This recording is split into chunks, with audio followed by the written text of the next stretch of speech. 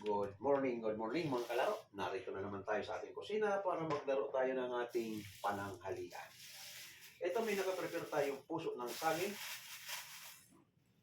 At ito naman may isda tayo naka-marinate na sa asin. Ito ang ating gata. Pinasadya ko ito yung pinakayon para masarap yung puso pag maraming gata. Ngayon itong puso natin ay sa hindi pa marurunong.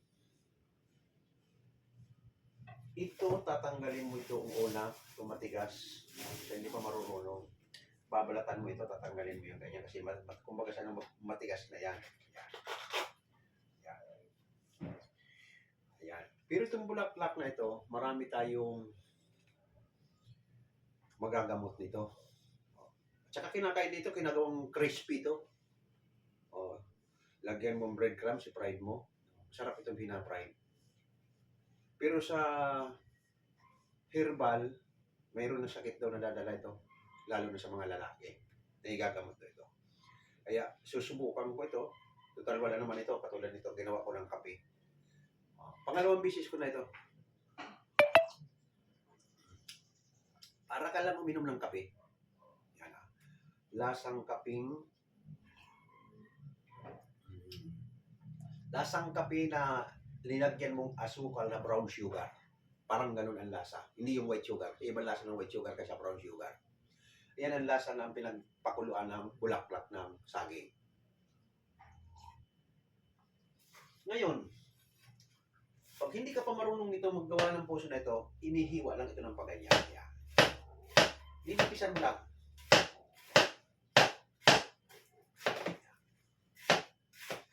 Ganun lang ang pag-prepare nitong ating puso ng saging, lalo na sa mga probinsya. Ikutin mo lang siya para hindi masyadong malalapad. Habang hinihiwa mo siya, iniikot-ikot mo lang siya. Yan. Para katamtaman lang yung lakas ng hiwa.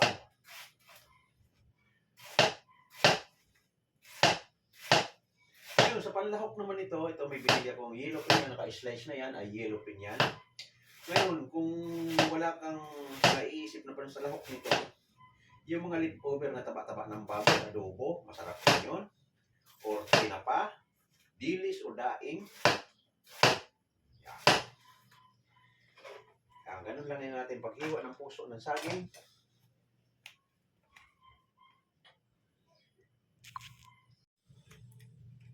Ngayon habang inihiwa mo ito, mayroon lalabas niya itong pinakaubod niya. And iba niyang tinatanggal. Pero sa akin, pag matulog-dulo, saka ko tatanggalin. Habang malambot din, sinasama ko siya.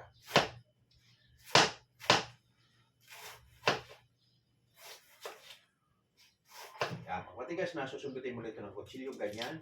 Yan, paikot. Ayan. Para matanggal yung matigas. Yan ang matigas niyan.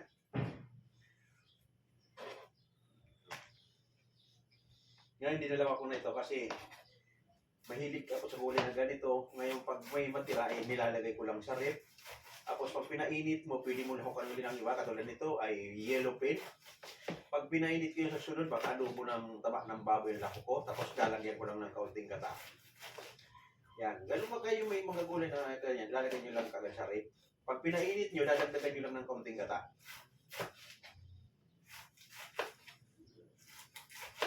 Ayan.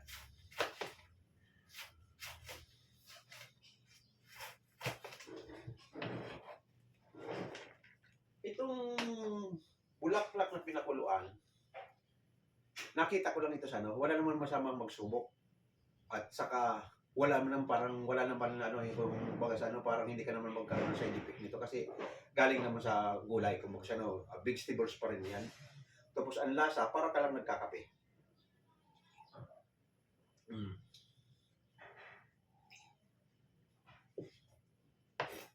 Masarap yung lasa.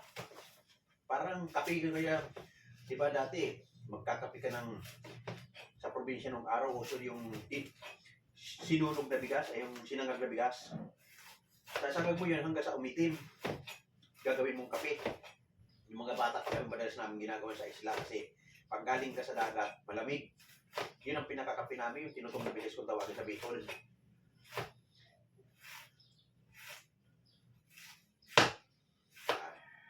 Susundutin mo ulit para makuha muli yung malambot na part. Para ito matigas, matanggal. Ayan.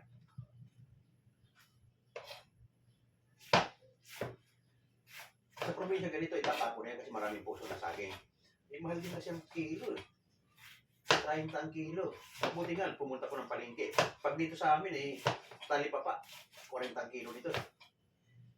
Doon sa palengking malaki, 30 lang.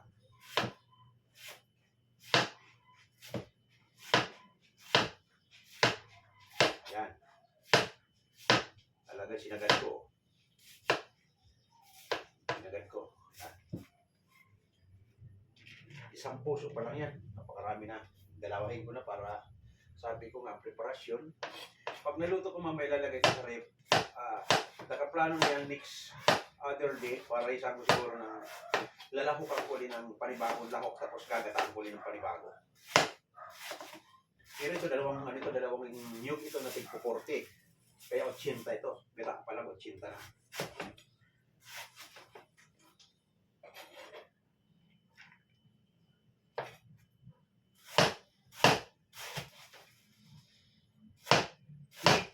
Maraming pala ako nagata. Alimasag.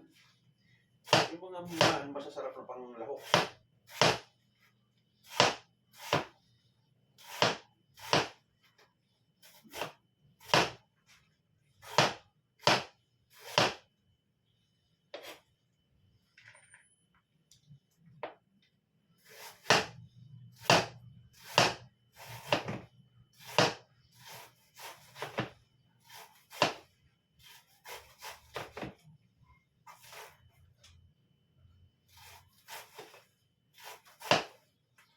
Ikutin mo yan para hindi masyadong malalaban. Ang pagpiga nito lalagyan lang ng asin para madaling lumambot. Magtutubig kasi pag nilagyan mo ng asin.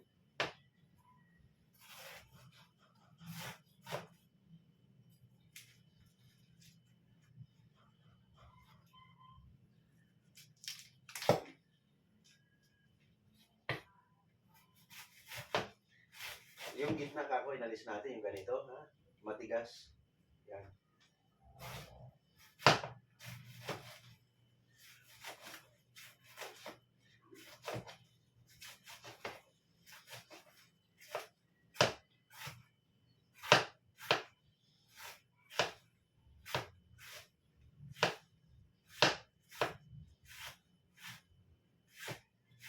Talaga sinagad ko. Sayang din.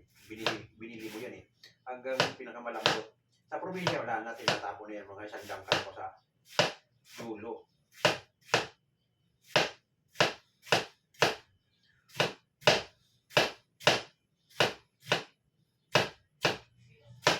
Hanggang sa malambot, pili mo yung sama. Ayan. Ubod ang natira. Ayan.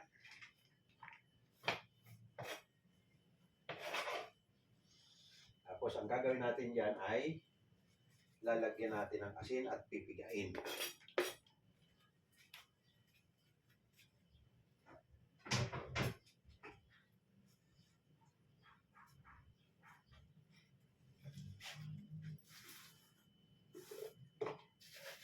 Lalagyan natin ng isang dakot na asin. Ayan. Kape muna tayo. Kape ng bulaklak ng saging.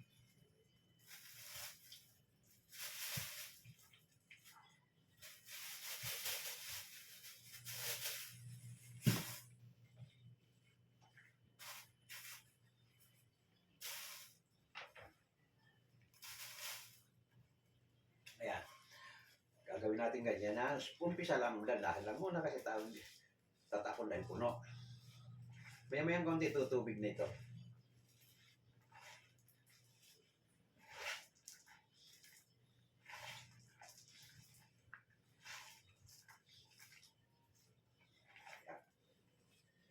Tapos ang masarap ng puso, ha? saba. Yung latundan, yung butuhan, yung tinatawag na butuhan, mapakla. Mapakla. At latundan, mapakla din. Ayaw ko lang yung lakatan. Hindi ko pa makilala ang puso ng lakatan. Kung ano ang lasa. Kasi sa amin sa probinsya, sa Bicol, talagang kadalasan talaga niluluto namin puso ng saba. Ang latunan hindi masyadong iniintindi sa amin yan. Pag nakita ang puso ng saba, yun. Kahit alanganin pang tanggalan ng puso, pinipilit na. Ayan, tutubig-tubig na yan.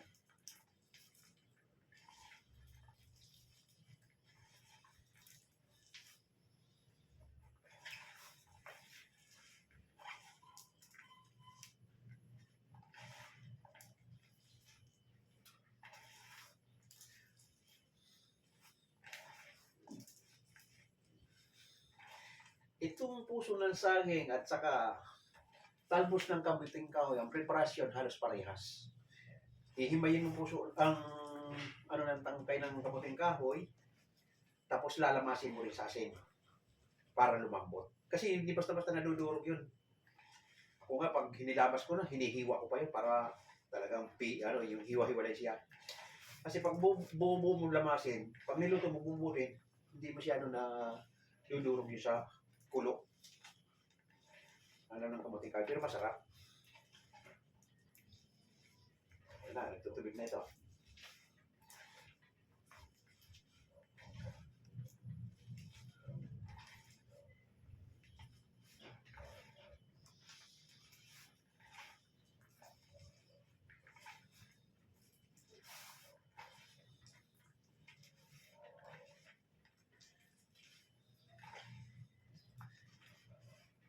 Sa probinsya, hindi binibili ang puso ng saging.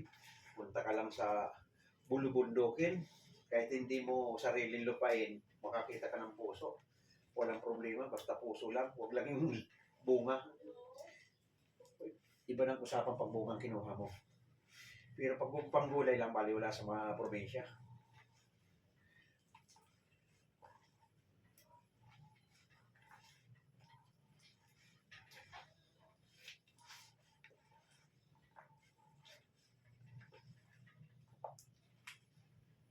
Ayan na, tutubig na. Malambot na. Tumutulo na.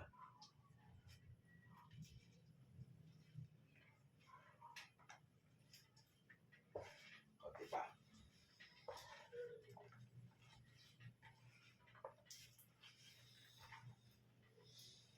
Ayan. Itong lahok nito, bawang, sibuyas, sili, tanglad. Naubusan ako ng luya. Dapat may luya pa ito. Ayan. Pinipigan na natin.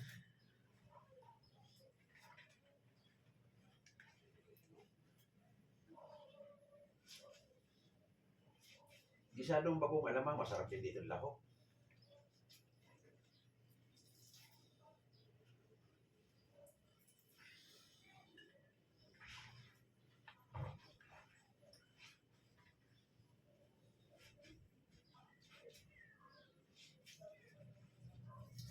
Ayan.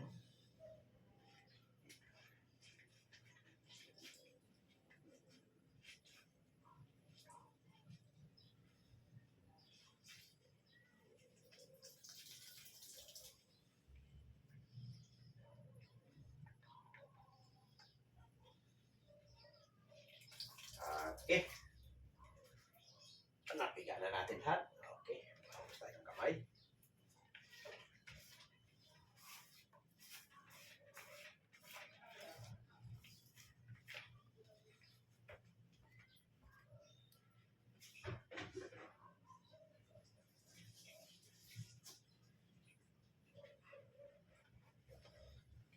Okay, punta na tayo sa kusina. Yung aking fish TikTok ay na-suspended na naman ako kahapon kasi naka-live ako doon sa bilyaran, nakita yung mga batang naglalaro pa ng baraha. Kaya na-suspended na naman akong 3 days. Makakapag-open ako ng aking TikTok, pizza 18 pa. Okay, punta na tayo sa kusina. ito na. Narito na tayo sa kusina. Ang ating simula ng ating gata. Kunin mo lang yung pangalawang gata. Ito malabnaw, yung pangalawang gata.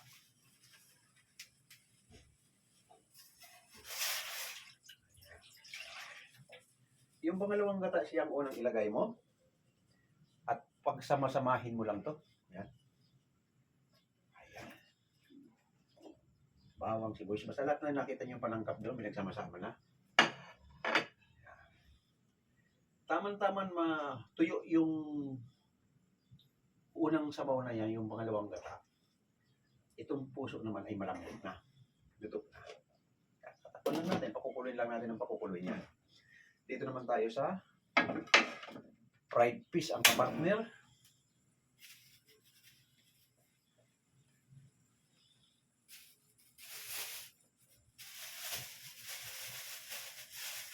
Yung ating fried fish ay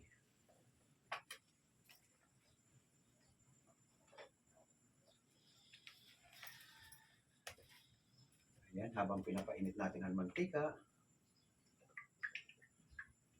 Ayan.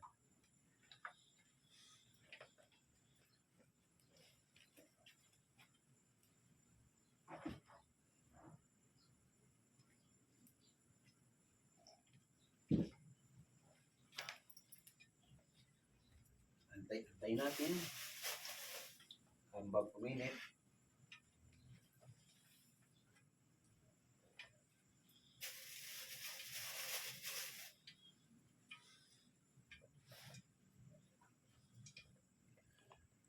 Pinapainit natin itong mantika bago natin ilagay ang fried fish na ipapares.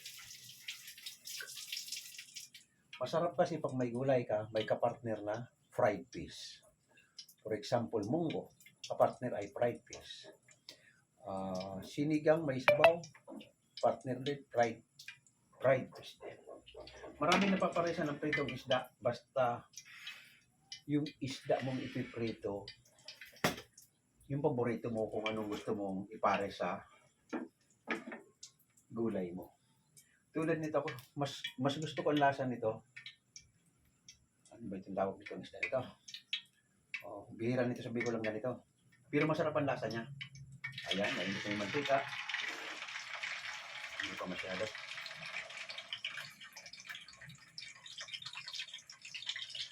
Yan yung konti, baka dumikit.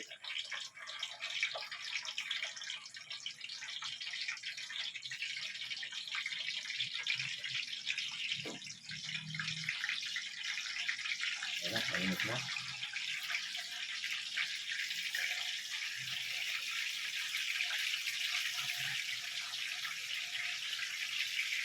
Okay. Ayan, maya-maya ang konti. Luto na yung ating fried fish. Ayun, nilagay na natin yung kakanggata. Ayan. Nilagay ko na yung kakanggata. Ngayon para hindi malapsa, lagyan mo ng kaunting vinegar. Sa amin sa Bicol, hindi na. Pero ito na natutunan ko yung bagong formula. Lagyan mo ng kaunting suka para iwas panis. Yan. Pag may suka, hindi basta-basta mapapanis.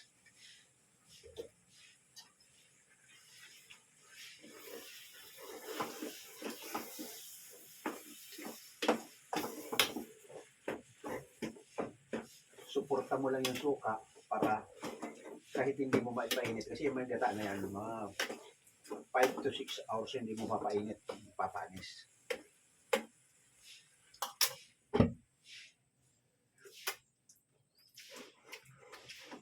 Okay lang, ang lasa. Kagat yung anghang. Dagdagan natin ng kaunting patis para hindi natin ang gamitin. Dagdagan natin ng kaunting patis.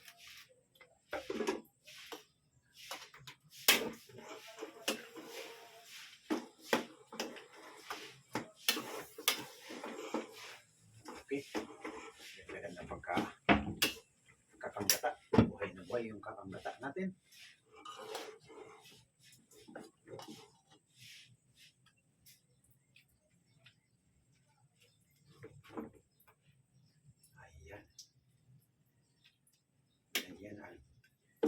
gulay ng puso ng saging.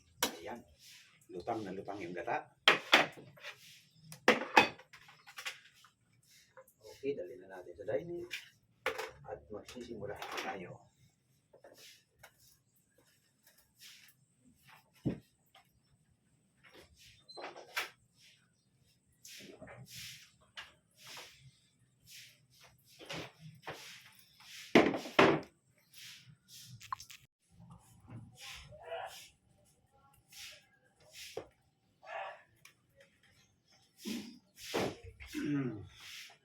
Ito na yung ating finished product ng ating gulay na puso ng saging.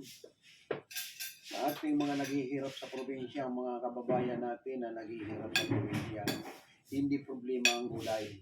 No? Ang problema doon, pera at bigas. Yan. Pero sa gulay, sagana sa probinsya ng gulay.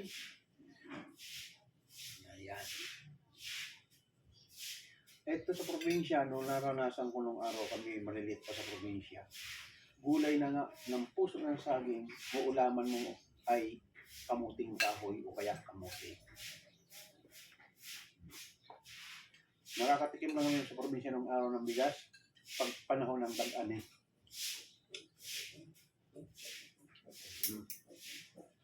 Tapos naman ito ang ating fried fish.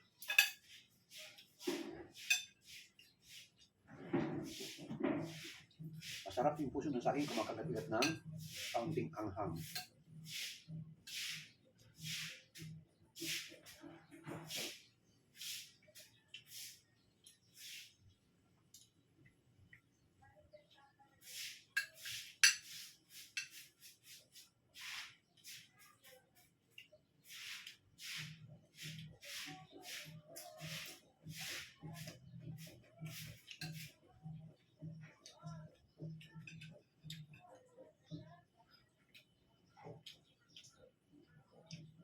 Dalawa sa puso ng saging at dalawa rin yung medyo bitin pang itsura.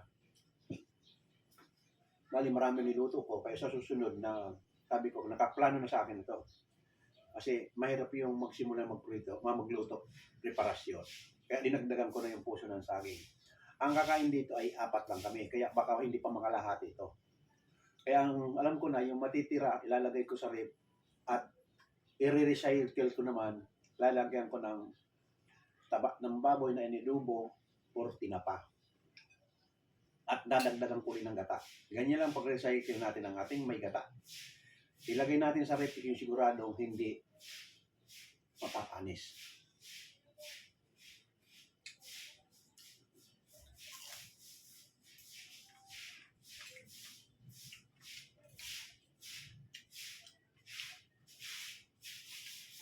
Sa ating mga baguhan na hindi pa sanay, ang purpose dun sa suka, match kasi sa gata, ang suka, basta wag masyado, sobra. Katiting lang, at protection pa na hindi mapasta-basta mapapanis. Ibang adobo natin ay napakatibay. Ang adobo natin kahit abutan ng 1 linggo sa labas, hindi mo lalagay sa ref, nasa kaldero lang sa pinaglutuan mo. 5 to 6 days, hindi panis yun. Kahit hindi mo papainit. Basta adobong tuyo sa suka.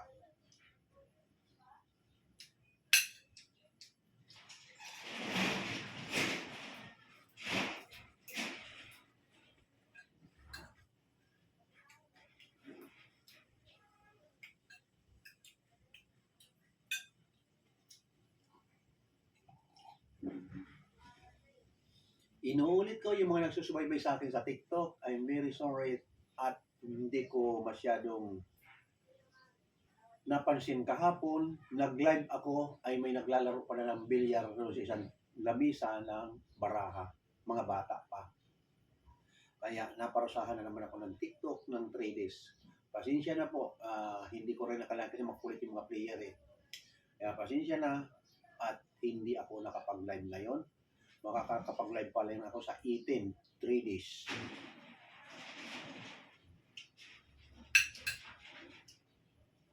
Kaya pag nilahukan mo yung puso mo ng saging na slice ng yellow pin, tulingan, kahit anong slice, yan ganyan. Dudurugin mo yan, makikita mo yan, mga ganyan, hiwa-hiwa.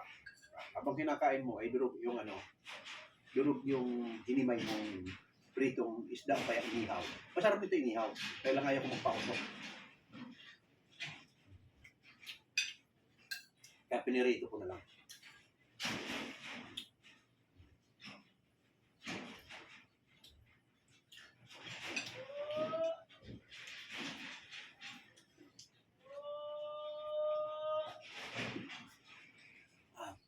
Okay, maraming salamat sa mga taga-subaybay natin dyan sa TikTok at lalong-lalo na sa YouTube. Maraming salamat. Pasensya na kayo na hindi pala ako nakapang-live ng 2 days at may importante akong pinuntahan. Sinundo ko yung anak ko galing ng Europe at dumiretso ng Batangas kaya 2 araw akong hindi nakapang-live. Yan. Kahapon ako umuwi ay hapon na hindi na pwedeng mag-live. Kaya ngayon lang ako nakapag-live, kaya 2 araw akong walang live sa billiard, walang live sa cooking. Pasensya na po kayo at huwag kalimutan natin pindutin ang subscribe button at like. Maraming salamat sa mga taga-subaybay. At Saturday and Friday. Monday na ulit tayo. Sa Monday na ulit. Okay, bye-bye.